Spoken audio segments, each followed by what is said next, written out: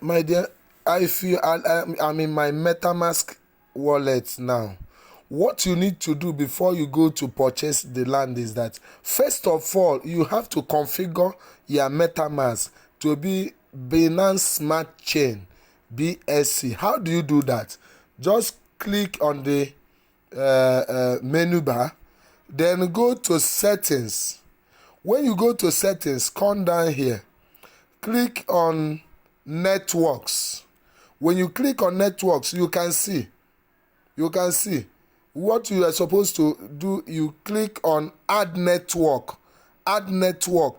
But because once you click on add network, I want to show you what you need to type. If you click on add network, it will appear, it will bring out something like this. Then watch exactly what I have here. In the network name, put Binance Smart Chain. In the RPC URL, put this thing, just copy this thing like this and put. I will just screenshot it and send to you. Then chain ID, put 56. Symbol, put BNB.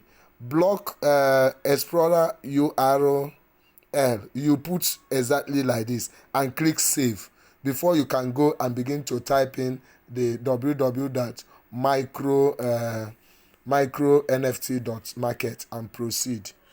I hope you understand.